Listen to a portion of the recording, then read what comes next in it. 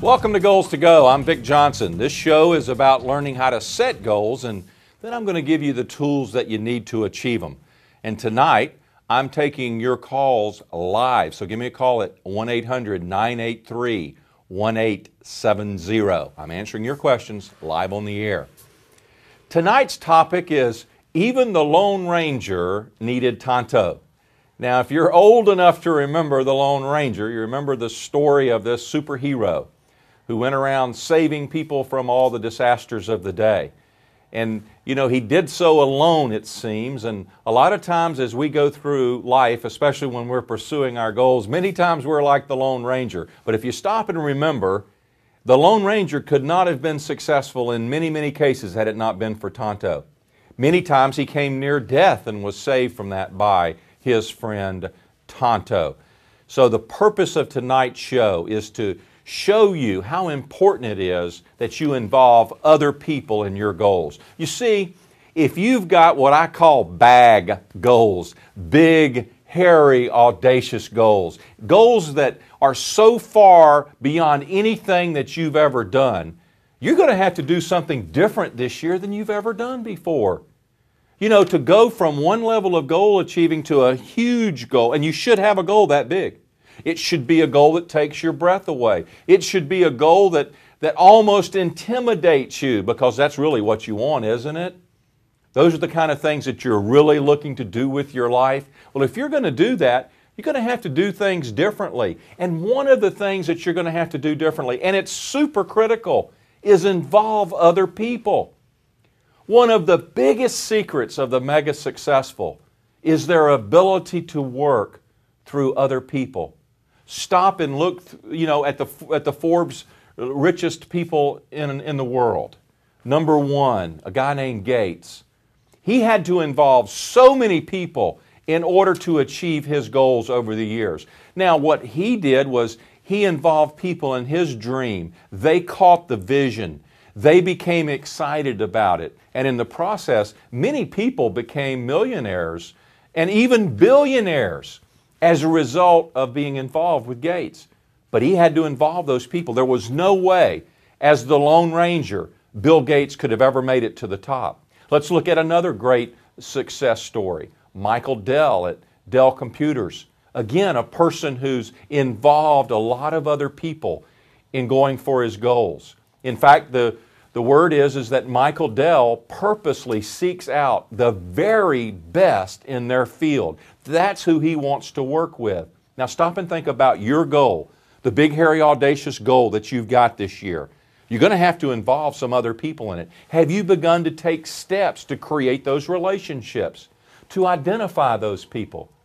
You know, I was raised to be very independent and very self-reliant. And I'm proud of that. It's helped me many, many times. But you know, I also sometimes went to the negative side of that. Sometimes I tried to do it, and still do sometimes, all by myself. You've heard the old expression, if you want it done right, you got to do it yourself.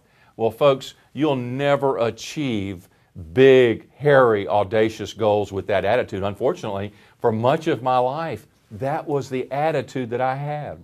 And I've had to learn to give it up, to let other people come into my goal, to get other people excited about it. See, if you can show other people that by you achieving your goal, they will achieve theirs, you can really build a great team. Now, when we come back, I'll be taking your calls and your emails. And I'm going to give you an incentive to call, because the first 3 people who call tonight, I'm going to give them either their choice of a copy of our Claim Your Power Now 12 CD set or the Goals 2007 Professional Edition. They're both very valuable packages. They sell right now on the internet for $299. You get your choice whenever you're one of the first 3 people who we take your call live on TSTN. So hold it here. We got a lot planned for you tonight, and give me a call. We'll be right back.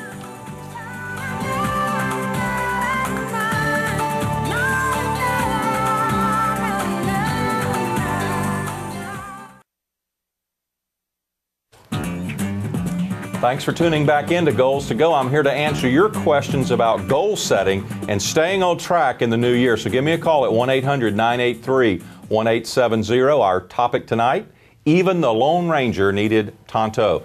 And on the call tonight, on the phones tonight from Illinois, Paul, go ahead. How are you? Hi, I'm doing great. Thanks for having me on the phone. I was just calling in with a rather simple question, I guess, for some, but for me it's just been a little difficult, was to get over the fear of rejection. I guess that's one of my own personal goals, is just how to get over that. What kind of things do the successful individuals say to themselves, repeat to themselves, the kind of mantras they have to get over that fear so that it's not an issue anymore? Paul, great question.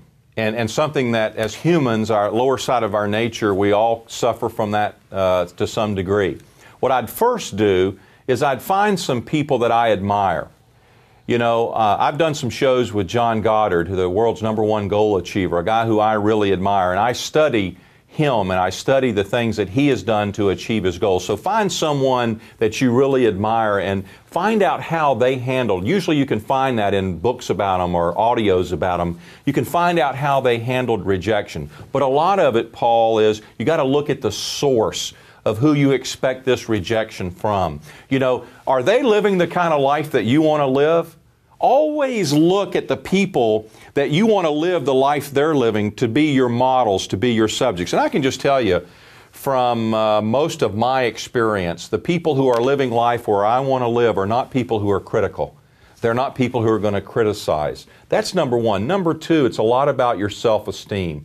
What is your own worth? What is your own value that you've placed on yourself? In other words, how much do you love yourself? You know, it's impossible really to love other people until you love yourself. So what I would encourage you to do is begin a serious study program aimed at boosting your esteem.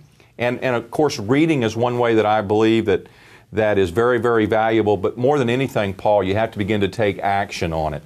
You know, what happens is we get paralyzed by fear. We get and fear of rejection is a huge fear. And I'll tell you, I can recommend another resource. A good friend of mine, Lisa Jimenez, wrote a book called Conquer Fear. You can get it at Amazon. You can find an ebook at our website, asamanthinketh.net. Outstanding book. I would encourage you to study that. And thanks for calling. Keep us posted on your progress. Let's go to Russell in Washington. How are you, Russell? I'm doing great, Vic. Thanks for taking my call. Yes, sir. I'm used to doing everything pretty much on my own, all the little details. Right. And I guess I got two questions. One is, how can I learn to give up some of that control? And the second question is, how can I involve people and with my big goals and incorporate them into it without having them run away with my idea? Okay. Well, the first thing you need to do is there's not anything to learn about doing it. It's just a decision to make, Russell. That's what I had to do. You know, when I studied the successful people, I found out one of the traits they had that I didn't have was that they were willing to bring other people into it. They were willing to involve other people. And then your second question is really a trust issue. You know, and a lot of that is how much you trust yourself. See, I'm always an open book. Sometimes it surprises people. I don't mind you seeing inside of me and seeing my flaws and my weaknesses. And I haven't always been that way. It's been a challenge on my part, a very difficult part of my growth, to become what I call transparent. Russell, you can't live life worrying about somebody taking something from you. See, we live in a universe that is abundant. It is endless. And the reason it's endless because ideas are endless. And everything that you see around you at one point was an idea. If someone came along and took something from you, you could recreate it, something similar or greater or bigger in an instant. It's not very difficult at all. Don't go through life treading. Don't go through life operating out of fear. And please keep us posted, Russell, on how you're doing. When we return, we're going to take more of your phone calls and your emails, so we want to hear from you. Those were some great questions we opened with. Let's hear yours. Give me a call at 1-800-983-1870. Back in a minute.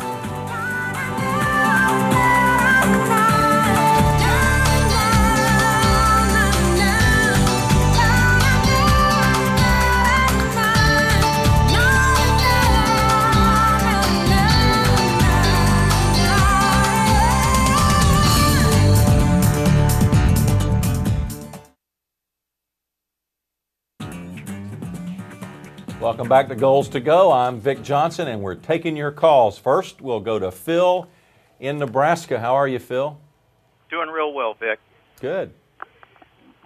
My question for you is, in your opening statement, you talked about how we should involve other people to help us achieve our dreams and goals and aspirations. And what happens if you work in a situation where those people aren't able to be compensated? Well, you know, Phil, everybody, when you're trying to involve someone in a goal or a dream, regardless, the first thought on everyone's mind, and it's very human, it's on your mind every time too, is WFIM, what's in it for me?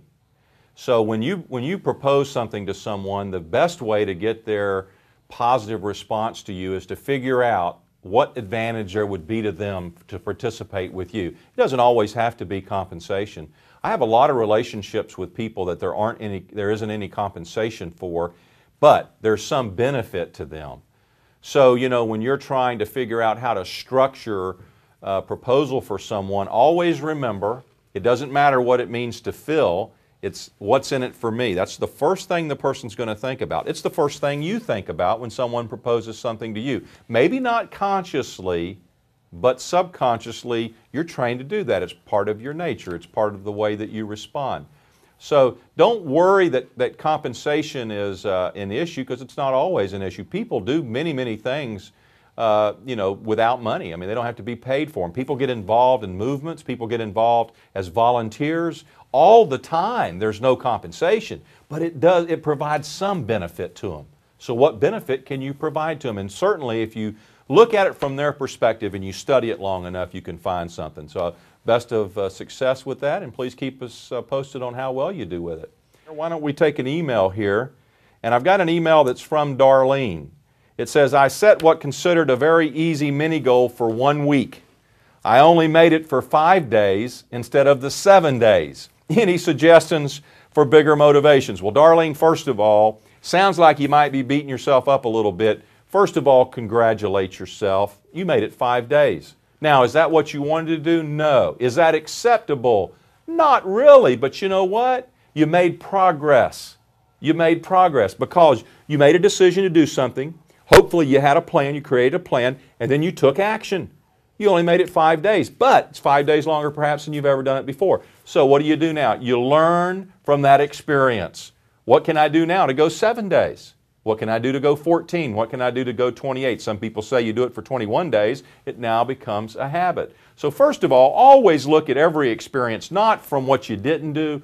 Look at the experience from what you learned from it if you didn't achieve what you wanted to do. Second part of your question, any suggestions for bigger motivations? Yes. Don't pick a mini goal. Pick a big, hairy, audacious goal. Pick something you're going to get excited about. Now, there might be some mini goals involved in that, but you know, focus on a big dream, big goal. That's what gets people excited. That's what causes you to bound out of bed in the morning, excited to go do something, not small goals. That would be my suggestion. So, Darlene, I hope you'll keep us posted. Let's go back to the phones now. I think we might have that fixed. Cameron in Michigan, are you there?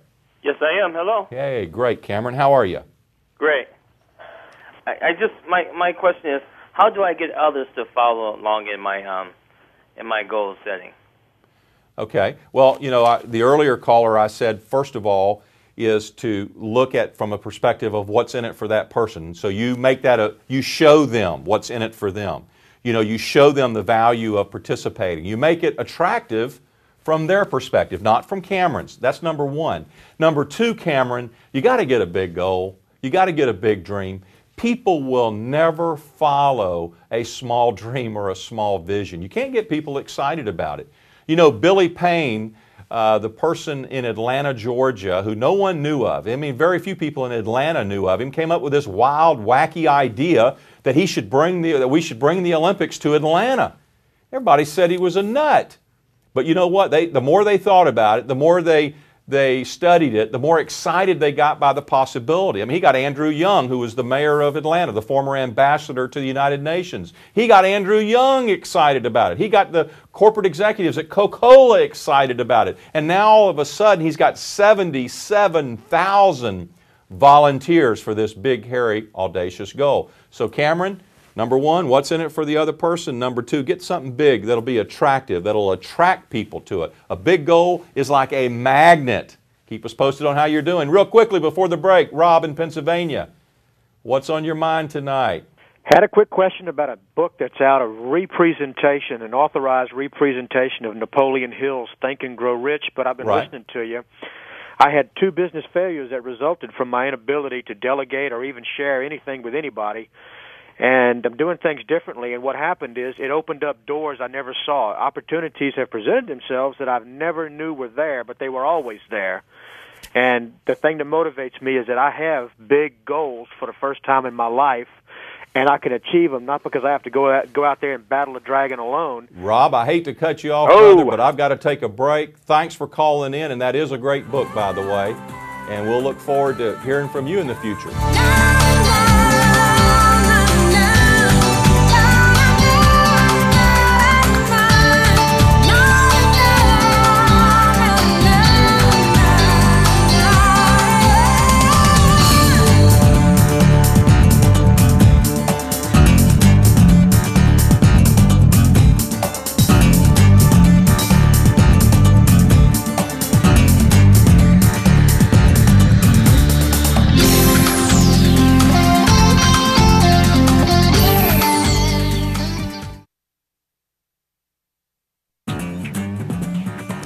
Hi, I'm Vic Johnson. This is Goals to Go, and we're wrapping up with Rob in Pennsylvania. Rob, I'm sorry I had to cut you off back there, but I will acknowledge that that is a very powerful book, and for anyone who hasn't read it, it is without a doubt, unquestionably, the #1 success classic of all time, Think and Grow Rich, written 70 years ago this year by Napoleon Hill. If you haven't read it, get it.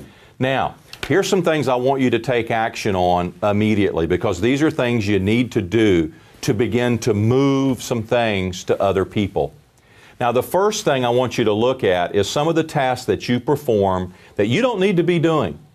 You see, if your goal is to earn $250,000 this year, then you can figure on a 50-hour week that your time is worth about $100 an hour if you did the math on that. Now, if your time is worth $100 an hour and you're doing any kind of task that you could pay someone $15 an hour to do, or $20, or even $50, then you're losing money for every hour that you do that instead of someone else. I'll give you a great example. There are some people that are doing basic bookkeeping that you could pay someone $20 to $25 an hour to do. You don't like to do it, number one. You're not very good at it, number two, but you think you're saving money. If you want to earn $100 an hour, and you're only getting $25 for that hour whenever you substitute your hour instead of someone else's, number one, they can do it faster than you. That's being penny wise and pound foolish. You know, I've given the illustration. I've never owned a lawnmower. Why? Because it's too expensive for me to mow the grass. I can pay someone else to do it. You know, and they can do it faster, they can do it better. Now, if you're mowing the lawn for exercise, that's different. But if you're mowing the lawn because you think you're saving money, you're not. Not if you want to make $250,000 a year or $1 million a year. I mean, how many people at that level are mowing their own lawn? You know, how many people are doing those kind of tasks? You know, I tell ladies all the time who work and are trying to build careers and trying to build businesses, if you're coming home and you're trying to do housework at, you know, you could hire someone at $20 an hour to do or less, and you think you're saving money, number one, you're not getting.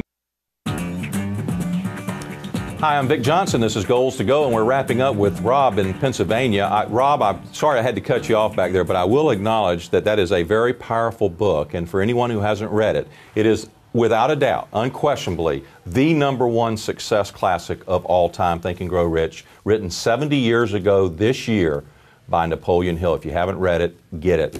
Now, here's some things I want you to take action on immediately, because these are things you need to do to begin to move some things to other people.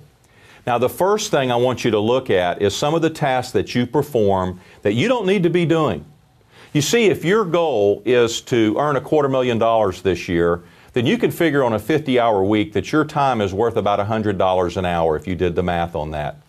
Now, if your time is worth $100 an hour and you're doing any kind of task that you could pay someone $15 an hour to do, or $20, or even $50, then you're losing money for every hour that you do that instead of someone else. I'll give you a great example. There are some people that are doing basic bookkeeping that you could pay someone $20 to $25 an hour to do. You don't like to do it, number one, you're not very good at it, number two, but you think you're saving money. If you want to earn $100 an hour, and you're only getting $25 for that hour whenever you substitute your hour instead of someone else's, number one, they can do it faster than you. That's being penny wise and pound foolish. You know, I've given the illustration. I've never owned a lawnmower. Why? Because it's too expensive for me to mow the grass. I can pay someone else to do it. You know, and they can do it faster, they can do it better. Now, if you're mowing the lawn for exercise, that's different. But if you're mowing the lawn because you think you're saving money, you're not. Not if you want to make $250,000 a year or $1 million a year. I mean, how many people at that level are mowing their own lawn? You know, how many people are doing those kind of tasks? You know, I tell ladies all the time who work and are trying to build careers and trying to build businesses, if you're coming home and you're trying to do housework at, you know, you could hire someone at $20 an hour to do or less, and you think you're saving money, number one, you're not getting the rest you need. Number two, you're not with your family. You know, you need to solve that by hiring someone to do that for you. That's working through other people in a smart way. So look at the task that you can move to other people. This is an exercise we do every year in the Champions Club, and we have people who have massive gains in their success just by moving a few things. Look at your plan for the coming week. What are some things that you could move to other people? I use a lot of people at Elance, quite frankly. I can go to Elance and have people bid on the work that I have, and they can do it far, far cheaper than I could ever do it, do a better job, and it frees me to do things that earn a whole lot more than I have to pay them per hour. That's one way to work through other people. Then begin to look for ways you can joint venture with other people. Let me give you a good example of a joint venture. I recently flew on JetBlue, an airline that has got some pretty neat things to it. And as I was flying there, they offered a snack, as most airlines do. And instead of peanuts, they've got their own JetBlue snack, and it's called Terra Blue Potato Chips. Now, that's a separate company, has nothing at all to do with JetBlue, but it's blue potato chips. In fact, they're made from blue potatoes. Now, there are two companies that saw a way to joint venture, to benefit one another. JetBlue saw a way to get a snack that was unique, that was different, that would fit with their corporate logo, their corporate idea. Terra Blue saw a way to expose a lot of people to their potato chips, and they're pretty good potato chips. So look for ways that you can involve other people in joint ventures. That's a huge buzzword on the internet today. A lot of internet marketers talk about joint ventures. In fact, I do joint ventures all the time. My success has been almost directly as a result of me increasing the number of joint ventures that I do. So make it a goal for 2007 that you're going to do a better job working through others. Just make it a goal. Make a decision. This year, you're going to work through other people. You're going to involve other people in your goal. I've really had a good time with you tonight. Thanks for your calls. For all of those we didn't get to, we appreciate you. Thanks for all the time. I'm sorry, that's all the time we have for tonight. Now that you've got your goals, it's time to go. We'll see you. Dick Johnson, thank you.